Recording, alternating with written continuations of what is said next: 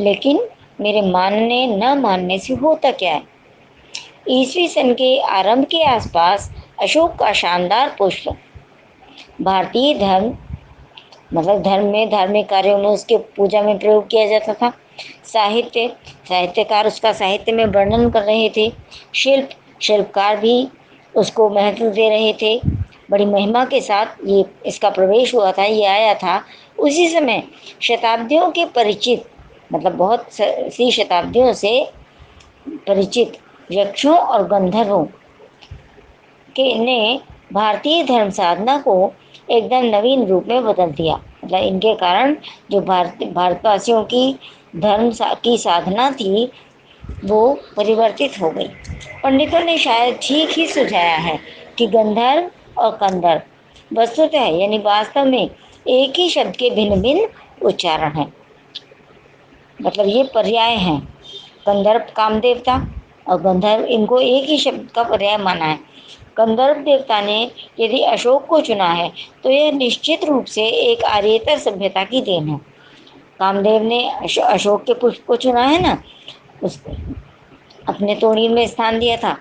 इन आर्येतर जातियों के उपास्य वरुण थे। मतलब ये आर्य जातियां भारत में आकर बस गई थी। उसके बाद जो जातियां आई वो आर्येतर कहलाई, उसके बाद वाली हैं। तो वो जिनकी उपासना करते थे वरुण थे। वे जिनकी वो उपासना करते थे वो थे वरुण, कुबेर, वज्रपाणी, यक्षपति। कंदर्प कामदेवता, यद्यपि कामदेवता का नाम हो गया, कंदर्प जो है ये कामदेवता का नाम हो गया यद्यपि, फिर भी तथापि है वह गंधर्व का ही पर्याय। मतलब गंधर्व और कंदर्प अभी पीछे भी पढ़ा है ना हमने, ये एक ही शब्द के दो पर्यायवाची हैं। शिव से भिड़ने जाकर एक बार ये पिट चुके थे। एक कामदेव ने एक बार शिव जी की तपस्या भंग करने का प्रयास किया था और उन्होंने स्वयं नहीं किया था, ये देवताओं ने उनको इस कार्य के लिए प्रेरित किया था। उससे कुछ उद्धार होना था संसार का, जिस कार्य के लिए उन्होंने शिव जी की तपस्या भंग करनी चाहिए थी। हैं, तो शिव जी जब क्रोधित हुए तो ये कामदेवता परास्त हो गए थे उनसे। विष्णु से भी डरते थे कामदेव और बुद्ध से भी टक्कर ली इन्होंने और लौट आए। बुद्धदेव से भी टक्कर लेकर लौट आए, मतलब वहाँ भी ये विजयी नहीं हो पाए। लेकिन कंदर्प देवता हार मानने वाले जीव नहीं थे। कंदर्प यानी कामदेव जो हैं उन्होंने फिर भी हार नहीं मानी। बार बार हारने पर भी वे झुके नहीं, नए नए अस्त्रों का प्रयोग करते रहे। एक अस्त्र का प्रयोग किया, उसके बाद फिर और तरीके से उन्होंने अपना विजय प्राप्त करने का प्रयास जारी रखा। अशोक शायद अंतिम अस्त्र था। अशोक का पुष्प जो है ना, ये शायद अंतिम अस्त्र था उनके लिए। बौद्ध धर्म को इस नए अस्त्र से उन्होंने घायल कर दिया, शैव मार्ग को अभिभूत कर दिया। मतलब बौद्ध धर्म को उन्होंने मतलब बौद्ध धर्म भी इससे परास्त हुआ। शैव मार्ग यानी जो शिवजी के उपासक थे और शाक्त साधना, इन सबको झुका दिया उन्होंने। वज्रयान इसका सबूत है, कौल साधना इसका प्रमाण है और कापालिक मत इसका गवाह है। रविन्द्रनाथ ने इस भारतवर्ष को महामानव समुद्र कहा है। यानी भारत की विशालता को देखते हुए विश्व कवि रविन्द्रनाथ जी ने इसकी जो बहुत अधिक जनसंख्या थी उसको ध्यान में रखते हुए इसे महामानवों का समुद्र कहा है। जिस प्रकार सागर का विस्तार अत्यधिक होता है उसी प्रकार भारत देश भी सुदूर दूर दूर तक विस्तृत है बहुत। ये देश संसार के अन्य सभी देशों की तुलना में अत्यधिक विचित्र है ना। महामानव समुद्र कहा है, विचित्र देश है वह। असुर आए, आर्य आए, शक आए, हूण आए, नाग आए, यक्ष आए, गंधर्व आए, मतलब ये सब जातियां आती गई। न जाने कितनी मानव जातियां यहाँ आई और आज के भारतवर्ष को बनाने में अपना हाथ लगा गई। यानी कि इस देश के अन्य देशों की तुलना में बहुत अधिक जनसंख्या है और ये बड़ा विचित्र देश है। क्योंकि यहाँ की संस्कृति संसार की अनेक संस्कृतियों का मिश्रण है। ये बहुत सारी जातियां बताई ना अभी कि ये सब आते गए, यक्ष, हूण,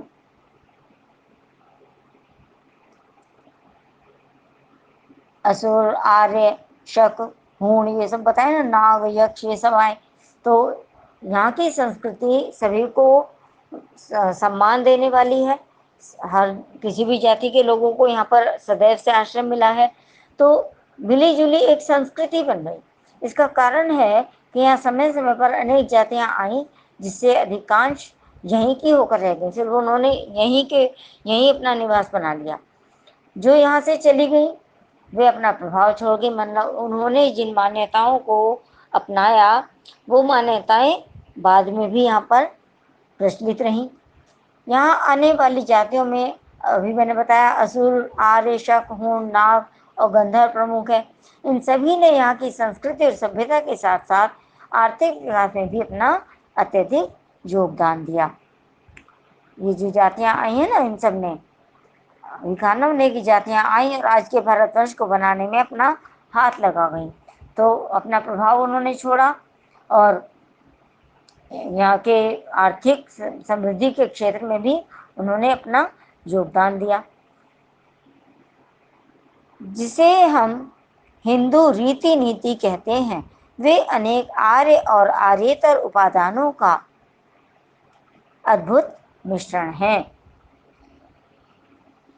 आज संसार हिंदू रीति के नाम से, हिंदू रीति नीति के नाम से जो संस्कृति यहाँ पर प्रसिद्ध है, वास्तव में आर्यों और यहाँ आने वाली दूसरी जातियों की संस्कृति का मिला जुला रूप है।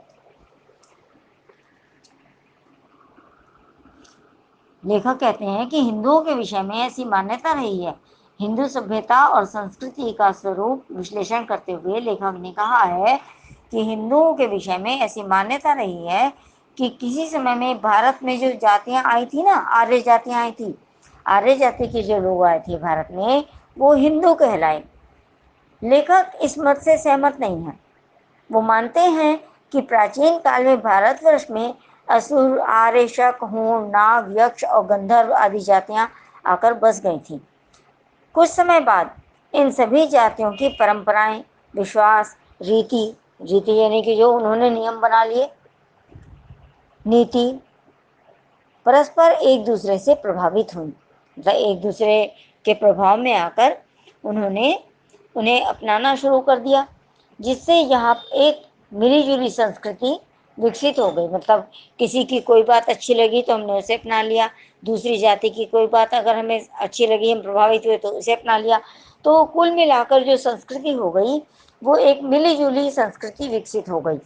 ये संस्कृति न शुद्ध आसुरी थी, न शुद्ध आर्या, न शकी, न हूणी, न नागीय, न यक्षीय और न गांधर्व, बल्कि सभी संस्कृतियों के धारणीय तत्व, धारणीय मतलब जो धारण करने योग्य थे, जो ऐसी बातें थी जिन्हें कि मनुष्य स्वीकार कर लेते थे उस समय, जिनसे प्रभावित हो जाते थे। तो उनका आदर्श रूप में उन्हें सम्मान दिया, लोगों ने आदर्श माना और उनके आदर्श का वो समन्वित रूप थी, जो कुछ उन्होंने स्वीकार कर लिया था। यही हिंदू संस्कृति के नाम से जानी गई। यहाँ जो आर्य जातियाँ आईं, आर्येतर जातियाँ आईं हैं, उनके जीवनोपयोगी तत्वों का ये अद्भुत मिश्रण है। इसमें क्योंकि सभी संस्कृतियों की मिली जुली विशेषताएं दिखाई देती। लेखक ने जो भारतवर्ष को महामानव समुद्र कहा है, तो जनसंख्या की दृष्टि से भारत को महामानव समुद्र कहना उचित ही प्रतीत होता है, क्योंकि विशाल देश है और जनसंख्या यहाँ पर बहुत अधिक है। एक एक पशु, एक एक पक्षी न जाने कितनी स्मृतियों का भार लेकर हमारे सामने उपस्थित है। यानी कोई भी पशु, कोई भी पक्षी जो हम देखते हैं, हर किसी के साथ कोई ना कोई स्मृति जुड़ी हुई है। अशोक की भी इसी प्रकार अपनी स्मृति परंपरा है। अशोक जो आज भुला दिया गया है, उसकी भी कुछ स्मरणीय बातें हैं। आम की भी है, बकुल की भी है, चंपे की भी है। मतलब हर वस्तु के साथ, चाहे वो कोई भी वस्तु है, कोई ना कोई स्मरणीय तथ्य जुड़ा हुआ है जिस कारण उसको महत्व दिया गया। सब क्या हमें मालूम है? मतलब हर किसी बात के विषय में तो हम इतना नहीं जानते। जितना मालूम है उसी का अर्थ क्या स्पष्ट हो सका है, हम उसे भी ठीक से स्पष्ट नहीं कर पाए। न जाने किस बुरे मुहूर्त में मनोजन्मा देवता ने शिव पर बाण फेंका था। मतलब जब शिव जी पे बाण इन्होंने फेंका था तो शरीर इनका जल के राख हो गया था। शिव जी के बाण, शिव जी पे जिन्होंने इन्होंने काम देवता ने बाण फेंका था तो कामदेव का शरीर जलकर भस्म हो गया था। वामन पुराण के 6ठे अध्याय में हमें ये तथ्य मिल जाता है। उनका रत्नमय धनुष टूटकर खंड खंड हो गया था, टुकड़े टुकड़े हो गया था और धरती पर गिर गया। जहाँ पर मूठ थी धनुष की, जहाँ से पकड़ते हैं मूठ होती है ना, वो स्थान रुक्मणी से बना था, टूटकर धरती पे गिरा। चंपे का फूल बन गया, उसका तो बन गया चंपा का फूल। हीरे का बना हुआ जो ना स्थान था, हीरा काटने का काम आता है ना, तो जो नुकीला स्थान था वो टूट कर गिरा और मौलश्री के मनोहर पुष्पों में बदल गया। देखो कितना कठोर है, और वो कोमल मनोहर पुष्पों में परिवर्तित हो गया। अच्छा ही हुआ। इंद्रनील मणियों का बना हुआ कोटि देश जो बीच का हिस्सा था टूट गया और सुंदर पाटल पुष्पों में परिवर्तित हो गया, गुलाब के पुष्पों में बदल गया वो। ये भी बुरा नहीं हुआ। लेकिन सबसे सुंदर बात क्या हुई? वो ये हुई कि चंद्रकांत मणियों का बना हुआ मध्य देश जो बीच का भाग था टूटकर चमेली बन गया, वो चमेली के पुष्प बन गए। और विद्रुम की बनी निम्नतर कोटि जो निचला हिस्सा था बेला बन गई, वो बेले के फूल बन गए। स्वर्ग को जीतने वाला कठोर धनुष जो धरती पर गिरा, मतलब जो स्वर्ग को भी पे भी विजय प्राप्त करने वाला था, ऐसा कठोर धनुष धरती से जब उसका संपर्क हुआ, धरती पे गिरा तो कोमल फूलों में परिवर्तित हो गया।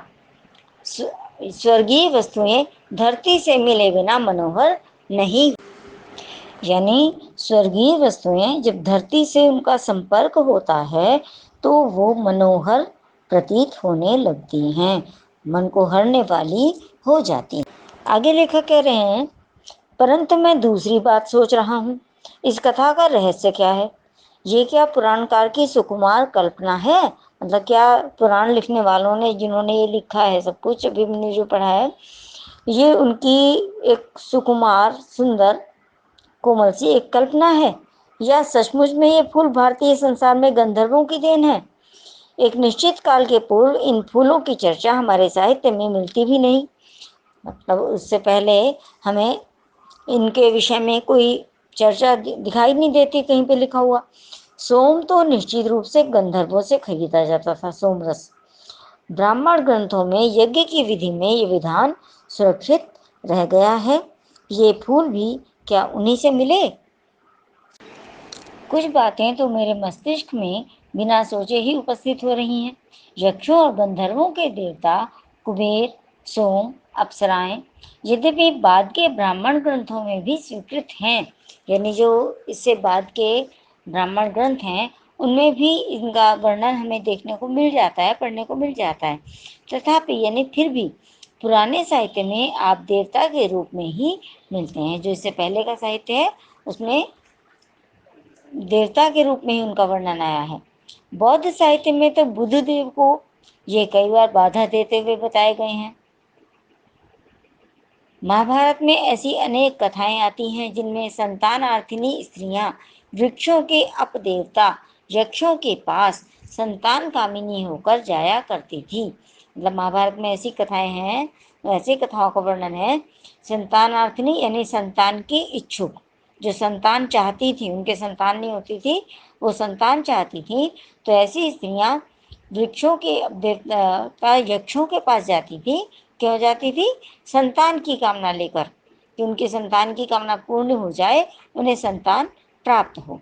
यक्ष और यक्षिणी साधारण रूप से विलासी और उर्वरताजनक देवता समझे जाते थे। कुबेर तो अक्षय निधि के अधीश्वर भी हैं, यानी अक्षय कोष के, धन के स्वामी कहे गए हैं। कुबेर का तो खजाना कहा गया है ना, तो उसके स्वामी कहे गए वो। यक्षमा नामक रोग के साथ भी इन लोगों का संबंध माना जाता है। भरहुत, बोधगया, ये स्थानों के नाम है। सांची आदि में उत्कीर्ण मूर्तियों में, वहां पर जो मूर्तियां हैं, संतानार्थिनी स्त्रियों का यक्षों के सानिध्य के लिए वृक्षों के पास जाना अंकित है। मतलब वहां पर भरहुत में, बोधगया में, सांची में जो मूर्तियां हैं, उनमें संतान की इच्छुक स्त्रियों का यक्षों के पास जाने का वर्णन अंकित है उनके समीप। इन वृक्षों के पास अंकित मूर्तियों की स्त्रियां प्रायः नग्न है। इन वृक्षों के पास जो मूर्तियां हैं वो नग्न अवस्था में है। केवल कटी देश में यानी कमर में एक चौड़ी मेखला उन्होंने धारण की हुई है। आभूषण रूप में, वस्त्र रूप में, कैसे भी मान लीजिए उसको, कमर में एक चौड़ी मेखला पहनी हुई है। अशोक इन वृक्षों में सर्वाधिक रहस्यमय है। अशोक जो है इन सभी वृक्षों में सबसे अधिक रहस्य बना हुआ है। सुंदरियों के चरण ताड़न से उसमें दोहद का संचार होता है। और परवर्ती धर्म ग्रंथों से यह भी पता चलता है कि चैत्र शुक्ल अष्टमी को व्रत करने और अशोक की 8 पत्तियों के भक्षण से स्त्री की संतान कामना फलवती होती है। ये कहा ना, सुंदरियों के चरण ताड़न से मतलब सुंदरी स्त्रियां जो हैं पैरों में घुंघरू, पायल पहनती हैं, नूपुर होते हैं उनमें। तो जब वो चल के जाती थी तो उनकी उन घुंघरुओं की जो मधुर ध्वनि होती थी उससे इसमें संचार होता था। धर्म ग्रंथों में यह भी वर्णन है कि चैत्र शुक्ल अष्टमी को व्रत करने और अशोक की 8 पत्तियों को खाने से, भक्षण करने से यानी खाने से, स्त्री की संतान कामना पूर्ण हो जाया करती थी। अशोक कल्प में यह बताया गया है कि अशोक के फूल 2 प्रकार के थे। ये भी बहुत इंपॉर्टेंट है, सफेद और लाल। सफेद फूल तांत्रिक क्रियाओं में प्रयोग किए जाते हैं। तांत्रिक क्रियाओं में सिद्धिप्रद समझकर व्यवहृत होता है, यानी व्यवहार में लाया जाता है, यानी प्रयोग किया जाता है तांत्रिक क्रियाओं में। सफेद फूल तांत्रिक क्रियाओं में प्रयोग किया जाता है, उससे सिद्धियां प्राप्त होती हैं तांत्रिक क्रिया करने वाले को। और लाल स्मरण वर्धक यानी स्मृति को बढ़ाने वाला होता है। इन सारी बातों का रहस्य क्या है? मेरा मन प्राचीन काल के पुंजटिका आच्छन्न आकाश में दूर तक उड़ना चाहता है। लेखक कह रहा है कि मैं प्राचीन काल के उस समय में पहुंच जाना चाहता हूं जहां मुझे इन सब बातों के विषय में जानकारी प्राप्त हो जाए। लेकिन क्या वहां तक जाने के लिए मेरे पास पंख हैं? हाय, पंख कहाँ हैं? मैं कैसे पहुंच सकता हूँ उस समय में? वह मुझे प्राचीन युग की बात मालूम होती है। आर्यों का लिखा हुआ साहित्य ही हमारे पास बचा है। उसमें सब कुछ आर्य दृष्टिकोण से ही देखा गया है। आर्यों से अनेक जातियों का संघर्ष हुआ, कुछ ने उनकी अधीनता नहीं मानी। आर्य लोग जब भारत में आए थे ना, तो बहुत सी जातियों का उनसे संघर्ष हुआ। भाई, एक कोई बात एक जाति को अच्छी लगती है, दूसरी को नहीं लगती, तो इस प्रकार से उनमें आपस में संघर्ष होता था। कुछ ने उनकी अधीनता नहीं मानी, उनकी बात को स्वीकार नहीं किया। वे आर्य वे कुछ ज़्यादा गर्वीले थे, मतलब वो स्वयं में अपने आप को ज़्यादा महत्वपूर्ण समझते थे, अपने आप में गर्व का अनुभव करते थे, अपने आप को महत्वपूर्ण समझते थे स्वयं को। संघर्ष खूब हुआ। पुराणों में इसके प्रमाण हैं। पुराण को अगर उठाकर देखा जाए तो उनमें इस तथ्य का प्रमाण हमें प्राप्त हो जाता है। यह इतनी पुरानी बात है कि सभी संघर्षकारी शक्तियां बाद में देव योनि जात मान ली गई। जो भी संघर्ष करने वाली शक्तियां थीं जिनमें आपस में संघर्ष होता था, वे देव योनि से उत्पन्न मानी गई। पहला संघर्ष शायद असुरों से हुआ। ये बड़ी गर्वीली जाति थी। असुर लोग स्वयं में स्वयं को बहुत गर्व करते थे स्वयं पर, और सबको सबसे शक्तिशाली स्वयं को मानते थे। आर्यों का प्रभुत्व इसने कभी नहीं माना। ये असुर जो थे, ये आर्यों को कभी भी सम्मान नहीं दिया इन्होंने, उनको उनका प्रभुत्व कभी स्वीकार नहीं किया। फिर दानवों, दैत्यों और राक्षसों से संघर्ष हुआ। इसके बाद दानवों से, दैत्यों से, राक्षसों से संघर्ष हुआ इनका। गंधर्वों और यक्षों से कोई संघर्ष नहीं हुआ। क्यों? क्योंकि वे शायद शांति प्रिय जातियां मानी जाती थी। भरहुत, सांची, मथुरा आदि में प्राप्त यक्षिणी मूर्तियों की गठन और बनावट देखने से ये स्पष्ट हो जाता है कि ये जातियां पहाड़ी थी। मतलब वहाँ पे ये बात स्पष्ट होती है कि ये जो जातियां हैं ये सब पहाड़ी क्षेत्र की थी। हिमालय का देश ही गंधर्व, यक्ष और अप्सराओं की निवास भूमि है। इनका समाज संभवतः उस स्तर पर था जिसे आजकल के पंडित पुनालुवन सोसाइटी कहते हैं, शायद इससे भी अधिक आदिम। आदिम मतलब पुराना।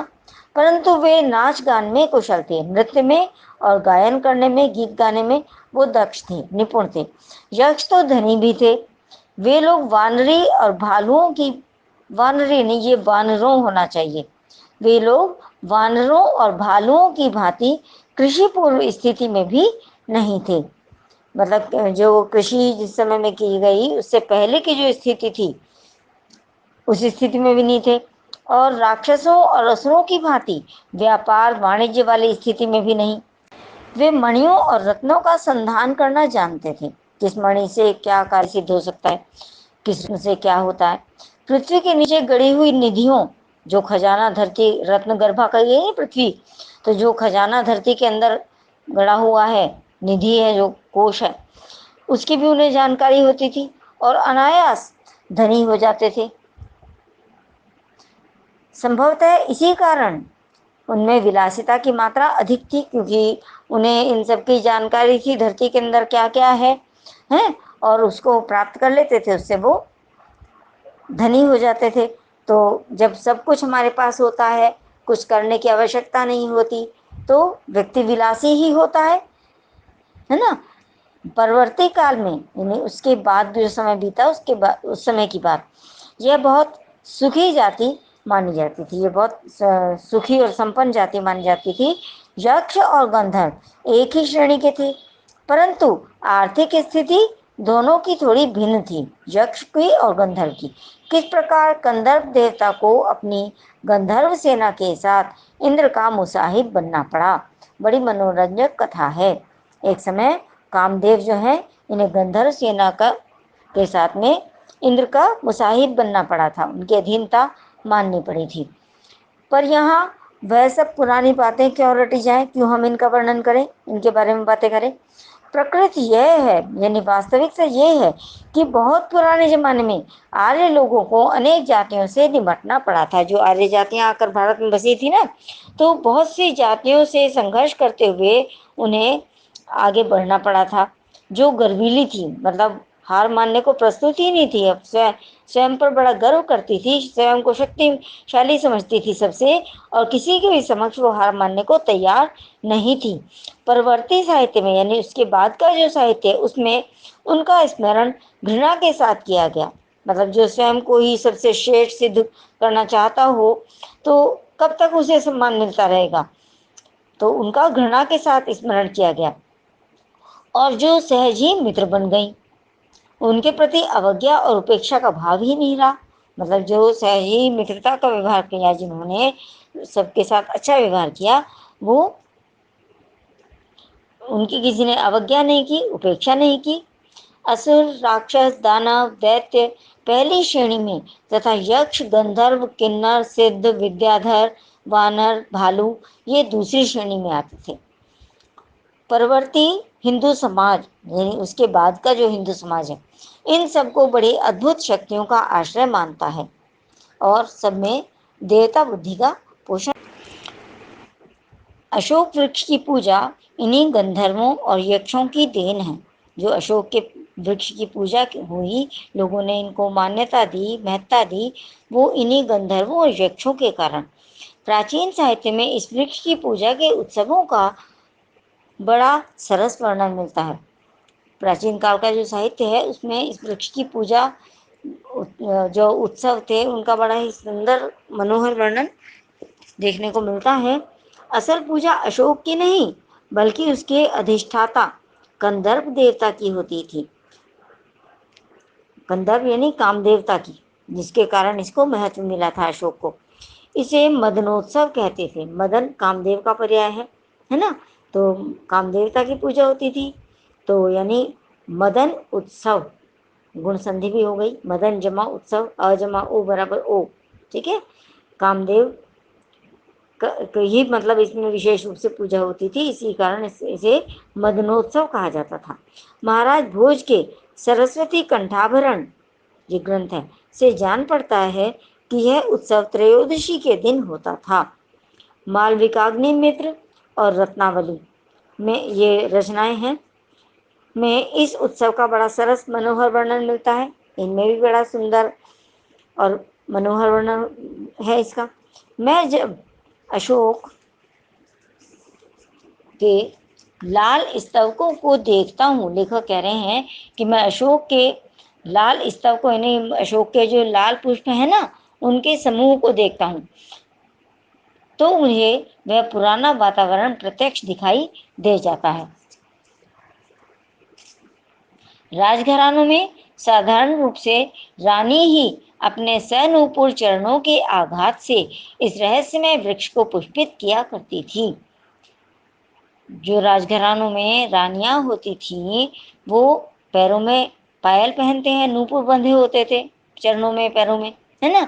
तो चलने से, जब वो रानियां चलती थी, तो उनके चरणों के आघात से ध्वनि उत्पन्न होती थी। तो ये रहस्यमय वृक्ष जो है अशोक, ये पुष्पित होता था, इस पे फूल आते थे उससे। कभी कभी रानी अपने स्थान पर किसी अन्य सुंदरी को नियुक्त कर दिया करती थी, कोई अन्य सुंदरी उनके स्थान पर चली जाती थी, तो उसके पैरों में नूपुर होते थे, और उसके चलने से जो घुंघरू बजते थे, उनकी ध्वनि होती थी, उससे अशोक के पुष्प आया करते थे, यानी अशोक पुष्पित होता था, उस पर फूल आते थे। कोमल हाथों में अशोक पल्लवों का कोमलतर गुच्छ आया, अलग तक से रंजित यानी लालिमा से युक्त, नूपुरमय चरणों के मृदु आघात से। नूपुरमय चरण यानी अभी आया ना कि स्त्रियों के चरणों में जो नूपुर बंधे होते थे, उससे का जो कोमल ध्वनि निकलती थी, उससे अशोक का पाद देश आहत हुआ, उस पे मतलब उसका प्रभाव पड़ता था। नीचे हल्की रुंझुन, धीमी धीमी सी मधुर ध्वनि, और ऊपर लाल फूलों का उल्लास, और ऊपर से उस वृक्ष पर लाल लाल फूल आते थे। ये मानो वो उसकी प्रसन्नता है कि उस ध्वनि से वो प्रसन्न हुआ, और वो प्रसन्नता जो है लाल फूलों के रूप में दिखाई दी। किसलयों और कुसुम स्तवकों की मनोहर छाया के नीचे स्फटिक के आसन पर अपने प्रिय को बैठाकर सुंदरियां अबीर, कुमकुम, चंदन और पुष्प संभार से पहले कंदर्प देवता की पूजा करती थी, और बाद में सुकुमार भंगिमा से पति के चरणों पर बसंत पुष्पों की अंजलि बिखेर देती थी। यानी ये जो पुष्प होते थे, पुष्पों की जो मनोहर छाया के नीचे, उस पेड़ के नीचे स्फटिक की शिला, स्फटिक मणि का नाम है ना स्फटिक, उस शिला की जो वहाँ पर एक आसन रूप में शिला थी, उस पर वो स्त्रियां जो हैं अपने पति को बैठाती थी, और अबीर, कुमकुम, चंदन आदि जो द्रव्य पदार्थ होते हैं और पुष्प राशि, उससे पहले तो वो काम देवता की पूजा करती थी, कामदेव की, हैं, और उसके बाद में अपनी बड़ी सुंदर भाव भंगिमा से अपने पति के चरणों पर बसंत पुष्पों की अंजलि बिखेर देती थी। उसके बाद वो पुष्प राशि जो है अपने पति के चरणों पर बिखेर देती थी। मैं सचमुच इस उत्सव को मादक मानता हूँ। मादक यानी मदमत्त कर देने वाला, जिससे कि मन में एक मादकता आ जाए, सारा ध्यान उसी ओर खींच जाए। लेखक कह रहे हैं अशोक के स्तवकों में वह मादकता आज भी है। जो अशोक पुष्प के गुच्छ हैं यानी समूह है, उनमें ये मादकता, यानी जो कोई उन्हें देखता है वो उनकी ओर आकर्षित होता है। उनमें वो मादकता आज भी है, आज भी वो आकर्षक हैं। पर पूछता कौन है कि इन फूलों के साथ क्या स्मृति, मामूली स्मृति जुड़ी हुई है, इस बात पे कौन ध्यान देता है, क्योंकि अब तो लोगों ने उसे भुला दिया। भारतवर्ष का स्वर्ण युग इस पुष्प के प्रत्येक दल में लहरा रहा है।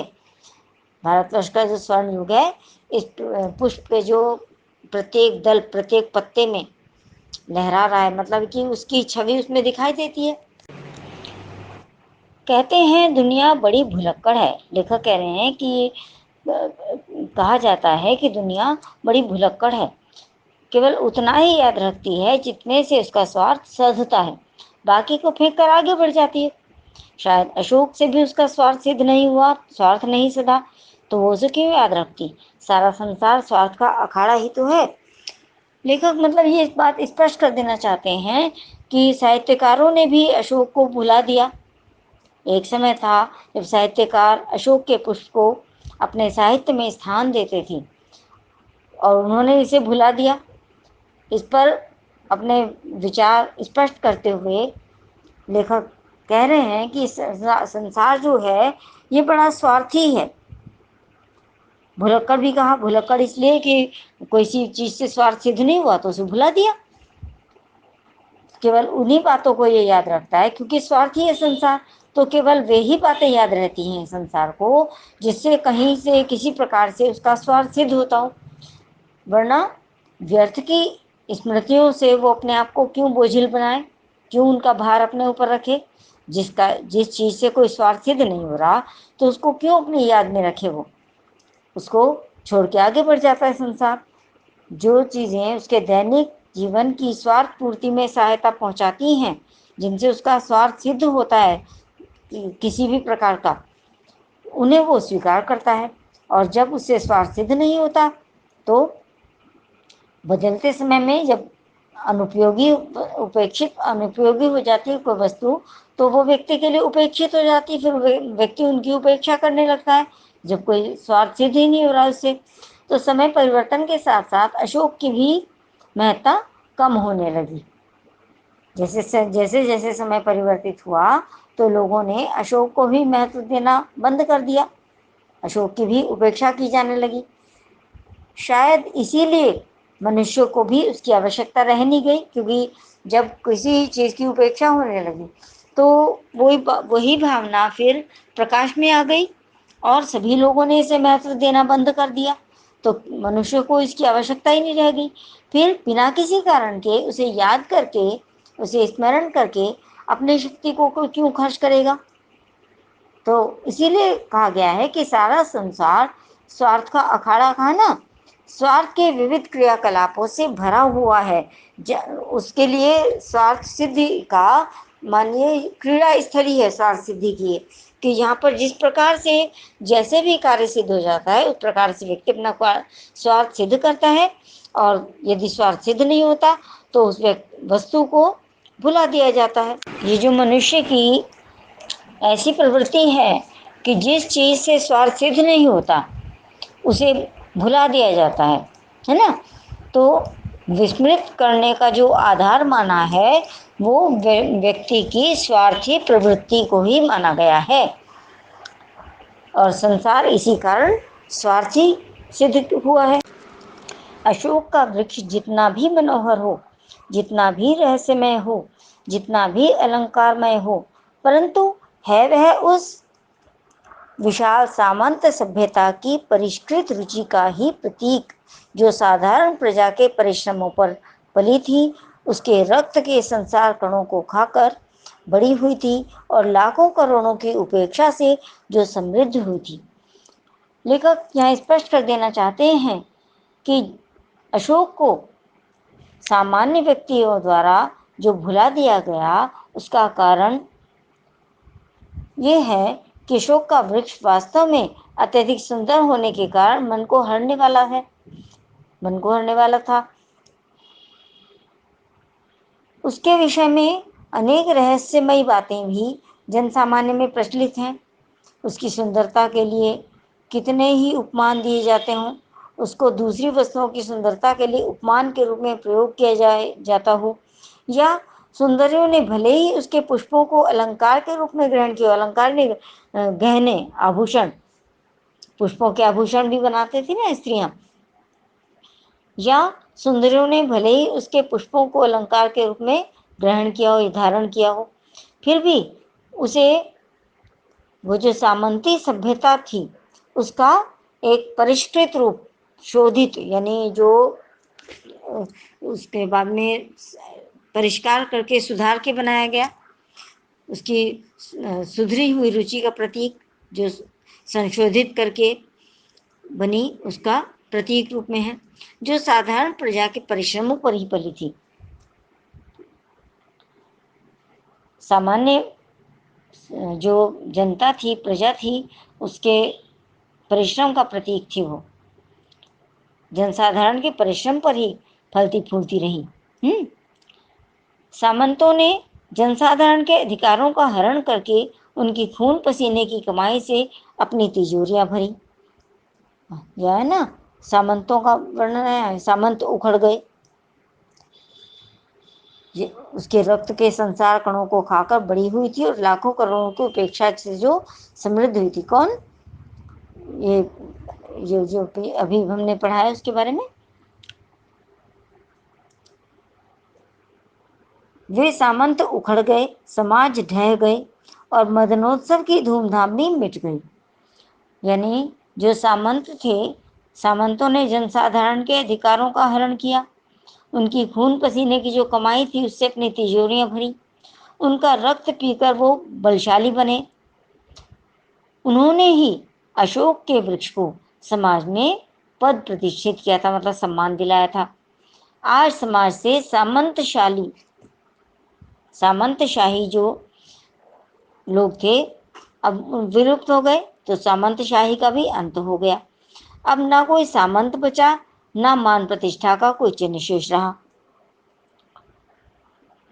जो सामंत ही उखड़ गए तो उनका समाज भी ढह गया, समाप्त हो गया। मदनोत्सव की धूमधाम भी मिट गई।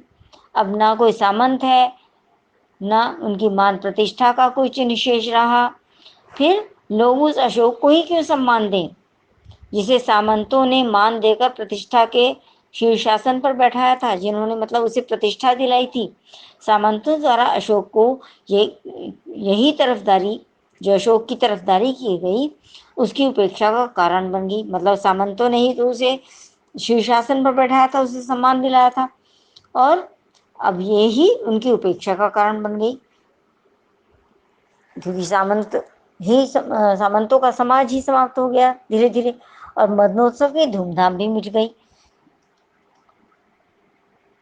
यदि सामंतों ने उसकी पूजा नहीं की होती, सामंत लोग उसको महत्व देते थे ना, उसकी पूजा करते थे, तो अशोक अपने नैसर्गिक गुणों, जो उसके प्राकृतिक गुण थे और सुंदरता थी उसकी, उसके कारण आज जन सामान्य के जीवन में निश्चित रूप से कोई ना कोई स्थान अवश्य बनाए रखता। मतलब किसी ने विशेष महत्व दिया और उसने ही, उसी के कारण उसका महत्व कम हो गया है। वरना तो सामान्य रूप से जनता उसे जैसा समझती आ रही थी, जैसा महत्व दे रही थी, वैसा ही महत्व उसको मिलता रहता, कोई ना कोई स्थान तो उसका बना ही रहता। लेकिन सामंतों के प्रति जन सामान्य की उपेक्षा के कारण सामंतों के प्रति उपेक्षा की भावना उत्पन्न हो गई, तो अशोक को भी उपेक्षित कर दिया गया, क्योंकि अशोक की जो प्रतिष्ठा बढ़ी थी वो सामंतों के कारण ही बढ़ी थी, और उसी के साथ उसकी उपेक्षा भी हो गई। तो अशोक को पद प्रतिष्ठित करने वाले मदनोत्सव को भी समाप्ति हो गई। सामंतशाही के समय अशोक को संतान सुख प्रदान करने वाला वृक्ष माना जाता था। जब सामंतों का समय था तो ये अशोक का वृक्ष जो है, ये संतान उत्पत्ति के विषय में भी महत्वपूर्ण माना गया था। संतान कामिनी स्त्रियां जो हैं, यानी संतान कामिनियों को गंधर्वों से अधिक शक्तिशाली देवताओं का वरदान मिलने लगा। पीरों ने, भूत भैरवों ने, काली दुर्गा ने यक्षों की इज्जत घटा दी। जो यक्षों को पहले से महत्व मिल रहा था, दुनिया अपने रास्ते चली गई, अशोक पीछे छूट गया। इसको संतान सुख प्रदान करने वाला वृक्ष माना जाता था। क्यों? क्योंकि वह कंदर्पों यानी गंधर्वों का सर्वप्रिय पुष्प था। अशोक पुष्प जो है, गंधर्व देवता लोग जो थे, वो उनका बहुत प्रिय पुष्प था। और कंदर्प उस समय संतान सुख प्रदान करने वाला देवतुल्य अलौकिक पद पर प्रतिष्ठित थे। कंदर्प देवता कामदेव। सामंतों का पतन हुआ और उनके पतन के साथ ही उनकी मान प्रतिष्ठा का प्रतीक अशोक का भी पतन हो गया। सामंतों का समाज का पतन हुआ, धीरे धीरे अशोक भी विलुप्त होने लगा। संतान सुख का वरदान देने वाले कंदर्पों का स्थान भी अब पीर, भूत भैरव और काली दुर्गा आदि देव देवताओं ने ले लिया। अब लोग संतान प्राप्ति की कामना के लिए गंधर्वों की शरण में न जाकर जो पीर, भूत, भैरव, दुर्गा, काली हैं, इनके पास जाने लगे, इनकी शरण में जाने लगे। और अंत में यक्षों का नाम लेने वाला भी कोई नहीं बचा। यक्षों की भी यक्षों का सम्मान भी समाप्त हो गया, घट गया। दुनिया अपने रास्ते गई, अशोक पीछे छूट गया। इस प्रकार से जब संसार अपने जो उसे अच्छा लगता गया, जहाँ उसे उचित लगता गया, उस रास्ते पर बढ़ता गया और जो उसके स्वार्थ की चीज़ थी उसको सम्मान देता गया। तो दुनिया अपने अनुसार चलती गई और अशोक का पुष्प जो है इसका महत्व कम होता गया। तो यानी अशोक को भुलाया गया, धीरे धीरे अशोक पीछे होता चला गया, पीछे छूट गया। मुझे मानव जाति की दुर्दम निर्मम धारा, मतलब जिसका दमन किया जाना बहुत कठिन है, ऐसी निर्मम कठोर जो एक विचारधारा है, हजारों वर्षों से उसका जो रूप है वो साफ दिखाई दे रहा है। मनुष्य की जीवनी शक्ति बड़ी निर्मम है। मतलब अपने जीवन को बचाने के लिए वो कितना भी घृणित, कठोर कोई भी निर्णय ले सकता है, कोई भी कार्य कर सकता है, क्योंकि वो अपने जीवन के प्रति मोह रखता है, अपने जीवन को बचाना चाहता है। मनुष्य को यदि कोई वस्तु प्रिय है तो वह उसके प्राण है, सबसे प्रिय जो उसे हैं वो है उसके प्राण। और अपने प्राणों को सुरक्षित बचाए रखने की इच्छा के कारण ये संसार चल रहा है। हर व्यक्ति ये चाहता है कि मैं अपने प्राणों को बचाए रखूं। सदैव ही अपने प्राणों की रक्षा के लिए हर व्यक्ति प्रयास करता रहता है और उनकी रक्षा के लिए कितना भी क्रूर, घृणित, निर्मम, पापपूर्ण कार्य व्यक्ति कर देता है। उसे अपना जीवन बचाना होता है। उसका अपने प्राणों के प्रति जो ये मोह है, यही उसकी सबसे बड़ी शक्ति है, जिसे कि जीवनी शक्ति कहा गया है। यदि कोई व्यक्ति सरलतापूर्वक अपने प्राणों की रक्षा नहीं कर पाता है तो वह अपने प्राणों को बचाने के लिए यदि उसे किसी के प्राण भी लेने पड़े तो वो इस कार्य में भी देरी नहीं लगाता। उदाहरण के लिए एक भूखा व्यक्ति अपने प्राण बचाने के लिए रोटी का एक टुकड़ा चाहता है और उस रोटी के एक टुकड़े को पाने के लिए वो किसी की जान भी ले सकता है। अपने प्राणों से प्यारे पुत्र, पुत्री या पत्नी तक के मान सम्मान या प्राणों तक का सौदा करने में भी वह नहीं चूकता, हिचकिचाता नहीं है बिल्कुल भी। इसीलिए एक कथन भी है, भूखा क्या पाप नहीं करता, बुभुक्षितः किम न करोति पापम। बुभुक्षितः भूखा क्या पाप नहीं करता, भूखा है उसे तो भूख मिटानी है, तो वो कोई भी पाप करने के लिए तैयार हो जाता है। तो मनुष्य की जीवनी शक्ति जो है ये बड़ी निर्मम है। इसके कारण व्यक्ति कोई घृणित, पापपूर्ण किसी भी प्रकार का कोई कार्य कर सकता है, क्योंकि वो अपने जीवन को बचाना चाहता है। और यही विचारधारा वह सभ्यता और संस्कृति के वृथा मोह को रोकती चली आ रही है।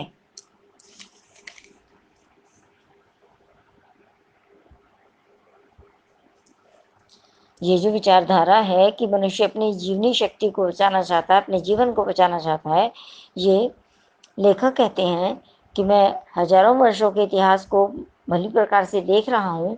मनुष्य की जीने की इच्छा बहुत बलवती है। यही कारण है कि मनुष्य स्वयं के जीवन के लिए कोई भी अनैतिक कार्य करने को तैयार रहता है। न जाने कितनी जातियां आई, सदैव से ही सभ्यता और संस्कृति के आकर्षण में न फंसकर उसके प्रति व्यर्थ मोह को कुचलती हुई तेजी से अपने पथ पर यही विचारधारा आगे बढ़ती जा रही है। हजारों वर्ष से लेकर कितनी जातियों, संस्कृतियों की धार्मिक परंपराओं, रीति नीतियों, विश्वासों एवं उत्सव, व्रतों आदि को समाप्त करती हुई आज ये विचारधारा इस स्थिति में पहुंच चुकी है। न जाने कितने धर्माचारों, विश्वासों, उत्सवों और व्रतों को धोती बहाती यह जीवन धारा आगे बढ़ी है। मतलब इन सब का पालन करते हुए ये जो विचारधारा है ये आगे बढ़ती जा रही है। संघर्षों से मनुष्य ने नई शक्ति पाई है। हमारे सामने समाज का आज जो रूप है वह न जाने कितने ग्रहण और त्याग का रूप है। देश और जाति की विशुद्ध संस्कृति केवल बाद की बात है। मनुष्य कभी भी अपने वर्तमान से संतुष्ट नहीं रहता, न रहा है कभी भी। इसलिए वो एक स्थिति में रह नहीं रहा, उसमें परिवर्तन के लिए हमेशा संघर्षशीलता रही। यानी मनुष्य अपने परिवर्तन के लिए सदैव संघर्षशील रहा है, प्रयासरत रहा है। अपने आप को बदलने के लिए यानी स्वयं को बदलने के लिए इस संघर्ष से उसने नवीन शक्ति को प्राप्त किया। जब संघर्षरत रहा तो उसे एक नई शक्ति मिली। हमारे सामने आज समाज का जो रूप है वह रूप उसने अनेक संघर्षों के उपरांत ही प्राप्त किया है। इसके लिए उसने संसार की अन्य सभ्यताओं और संस्कृतियों से अनेक परंपराएं ग्रहण की। किसी भी संस्कृति की कोई बात उसको अच्छी लगी, किसी सभ्यता की कोई बात उसे अच्छी लगी, वो प्रभावित हुआ मनुष्य से, तो उसने उन्हें ग्रहण किया और उनसे सामंजस्य स्थापित करने के लिए अनेक परंपराओं और मूल्यों को त्यागना भी पड़ा है। मतलब उनसे सामंजस्य बनाने के लिए अपने जो मूल्य चले आ रहे थे कहीं कहीं उन्हें उनसे विमुख भी होना पड़ा। और क्योंकि उसे जो जिन परंपराओं से वो प्रभावित हो रहा है उन्हें अपनाना था अपने जीवन में। आज जो सभ्यता और संस्कृति हम हमारे सम्मुख है उसके विश्व में उसके विषय में ये नहीं कहा जा सकता कि वो सब प्रकार से हमारी शुद्ध भारतीय संस्कृति है। उसमें कहीं भी किसी भी प्रकार की सभ्यता और संस्कृति का घालमेल नहीं है। सब कुछ में मिलावट है, सब कुछ अविशुद्ध है। शुद्ध है केवल मनुष्य की दुर्दम जिजीविषा, जीने की इच्छा। लेखक यहाँ स्पष्ट करना चाहते हैं कि व्यक्ति के जीवन में, उसके विचारों में सर्वत्र अशुद्धता ही समाविष्ट है। व्यक्ति के जीवन में छल करना, किसी को धोखा देना, ये सब व्याप्त हो गया है। ये उसके दिनचर्या का अंग बन गया है, उसके आचरण का अंग बन गया है। दिन प्रतिदिन के कार्यों में कोई पवित्रता, शुद्धता अब दिखाई नहीं देती और इसी कारण आज प्रत्येक वस्तु में मिलावट दिखाई देती है, क्योंकि शुद्धता तो है ही नहीं विचारों में, तो सब जगह मिलावट है। मनुष्य का चरित्र भी इससे अलग नहीं रहा, अछूता नहीं रहा। इसी कारण लूटपाट, रिश्वतखोरी, किसी को रिश्वत देना या रिश्वत लेना, छेड़छाड़, दुराचार, ये जो अन्यायपूर्ण अनुचित कृत्य हैं ये दिन प्रतिदिन बढ़ते ही जा रहे हैं। इसका कारण भी यही है, क्योंकि व्यक्ति का आचरण अशुद्ध हो चुका है, उसमें शुद्धता नहीं रही। हाँ, एक बात है कि उसके जीवन में यदि कहीं शुद्धता है तो वो उसकी अपने जीवन के प्रति उसको बचाए रखने के लिए उसकी दुर्दम जिजीविषा, मतलब दुर्दम यानी कठिनाई से इसका दमन किया जाए, जिजीविषा जीने की इच्छा, उसका दमन कोई नहीं कर पाया। मनुष्य अपनी जीने की इच्छा को बनाए हुए किसी भी परिस्थिति में अपने जीवन को बचाना चाहता है। अपने जीवन की रक्षा के लिए वो पूरी ईमानदारी से, शुद्धता से और पवित्रता से निरंतर प्रयास करता रहे। वह गंगा की अबाधित अनाहत धारा के समान सब कुछ को हजम करने के बाद भी पवित्र है। ये जो जीने की इच्छा है ना, ये जैसे गंगा की धारा होती है, अबाधित होती है, उसे कोई रोक नहीं सकता, है ना। अनाहत, उस पर कोई आहत भी नहीं होती वो कभी। तो इसी प्रकार मनुष्य की जो जीने की इच्छा है इस पर किसी चीज का कोई प्रभाव नहीं होता और ना ही ये कभी रुकती है ना, जैसे गंगा की धारा। तो उसी प्रकार ये पवित्र भी है। सभ्यता और संस्कृति का मोह क्षण भर बाधा उपस्थित करता है कि हमारी सभ्यता क्या कहती है, हमारी संस्कृति क्या कहती है, तो वो बीच में बाधक बन सकती है। कभी कभी किसी गलत कार्य को कर रहे हों तो हमारी सभ्यता, हमारी संस्कृति के प्रति हमारा जो मोह होता है वो बाधक बन सकता है। धर्माचार का संस्कार थोड़ी देर तक इस धारा से टक्कर लेता है। धर्म का आचरण भी, हमारे मन में जो धार्मिक विचार होते हैं वो भी इससे टकरा सकते हैं अगर हम कुछ अनुचित कृत्य के लिए आगे बढ़ रहे हैं तो। पर इस दुर्दम धारा में सब कुछ बह जाते हैं। मतलब ये दुर्दम धारा है अपने जीवन के प्रति मोह, इसके सामने कुछ नहीं रहता, क्योंकि मनुष्य अपने जीवन को हर स्थिति में बचाना चाहता है। जितना कुछ इस जीवनी शक्ति को समर्थ बनाता है उतना उसका अंग बन जाता है। मतलब जिन बातों से हमारा जीवन बचता है वो सब बातें हमारे जीवन का अंग बन जाती हैं। बाकी फेंक दिया जाता है। बाकी चाहे उचित हो या अनुचित, वो निरर्थक समझ के एक तरफ कर देते हैं, फेंक देते हैं, यानी उसको प्रति हमारा ध्यान ही नहीं रहता। धन्य हो महाकाल, तुमने कितनी बार मन देवता का गर्व खंडन किया है। महाकाल शिव जी, मदन देवता कामदेव, कामदेव के गर्व को कई बार चूर चूर कर दिया। धर्मराज के कारागार में क्रांति मचाई, यमराज के निर्णय तारल्य को पी लिया है, विधाता के सर्व कर्तृत्व के अभिमान को चूर्ण किया। आज हमारे भीतर जो मोह है, संस्कृति और कला के नाम पर जो आसक्ति है, मतलब हम अपनी संस्कृति के प्रति आसक्त रहते हैं, धर्माचार और सत्य निष्ठा के नाम पर जो जड़िमा है, उसमें का कितना भाग तुम्हारे कुंठ नृत्य से ध्वस्त हो जाएगा कौन जानता है। मनुष्य की जीवन धारा फिर भी अपनी मस्तानी चाल से चलती जाएगी। मतलब कोई भी परिस्थिति आए, लेकिन मनुष्य अपने जीवन को बचाने के लिए हर संभव प्रयास हर स्थिति में, हर परिस्थिति में करता ही रहेगा, करता रहा है और करता रहेगा। आज अशोक के पुष्प स्तवकों को देखकर मेरा मन उदास हो गया। लेखक कह रहा है कि आज अशोक के जो पुष्प गुच्छ हैं, पुष्प समूह हैं, उन्हें देखकर मेरा मन उदास हो गया है। कल न जाने किस वस्तु को देखकर किस हृदय के हृदय में उदासी की रेखा खेल उठेगी कि आज किसी वस्तु को महत्व दिया जा रहा हो, उसको सम्मान दिया जा रहा हो, और कल उसे उपेक्षित मान लिया जाए, तो उस वस्तु के कारण उदासी की रेखा किसी के हृदय में उत्पन्न होगी।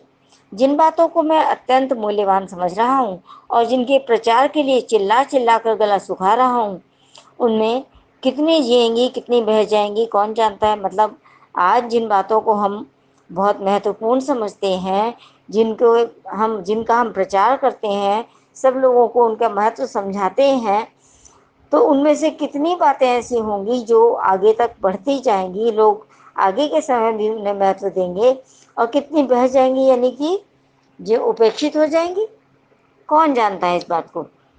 मैं क्या शौक से उदास हूँ? मतलब उदास होने का मुझे कोई शौक थोड़ी ना है। माया काटे कटती नहीं। मतलब ये जो बात है कि हम मेरे मन में उनका महत्व था, संसार में सब के मन में उनका अशोक के फूल का महत्व था, तो उसके प्रति जो मोह माया की भावना है, ये कभी समाप्त नहीं होती। उस युग के साहित्य और शिल्प मन को मसले दे रहे हैं। उस युग का जो साहित्य है, जो शिल्प कला थी, वो मन को कष्ट पहुंचा रहे हैं। अशोक के फूल ही नहीं, किसले भी यानी पत्ते भी हृदय को कुरेद रहे हैं कि आज उसे कितना उपेक्षित मान लिया गया। कालिदास जैसे कल्प कवि ने अशोक के पुष्प को ही नहीं बल्कि उसके पत्तों को भी मदमत्त करने वाला बताया था कि उसके पत्ते भी मदमत्त। लेखक कह रहा है कि कालिदास जैसे जो कवि रहे हैं, उन्होंने अशोक के फूल को ही नहीं, उसके पत्तों को भी इतना आकर्षक बताया है कि देखने वाला मदमस्त हो जाए, उसी में उसकी और उसका ध्यान आकृष्ट हो जाए, वो उसी में डूब जाए। अवश्य ही शर्त ये थी कि वह दयिता प्रिया के कानों में झूम रहा हो। यदि उसकी पत्नी के प्रियतमा के कानों में शोभा पा रहा हो वो पुष्प, तो उसकी शोभा और भी बढ़ जाती है। किसलय प्रसवो अपि विलासी नाम मदयिता दयिता श्रवणार्पितः। मतलब उसकी प्रियतमा के कानों में अगर वो किसलय शोभा पा रहा है, वो पुष्प शोभा पा रहा है, तो वो और भी अधिक मूल्यवान हो जाता है और भी अधिक आकर्षक हो जाता है।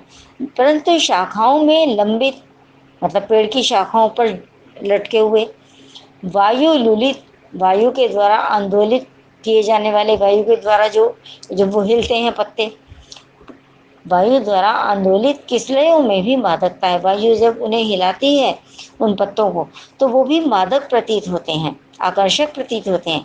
मेरी नस नस में आज करुण उल्लास की झंझा उत्थित हो रही है। मैं सचमुच उदास हूँ। लेखक को आज इस कारण से कि आज अशोक को उपेक्षित मान लिया गया, इस कारण उदासी हो रही है। आज के लिए इतना ही। शेष पाठ हम अगली वीडियो में पढ़ेंगे। धन्यवाद।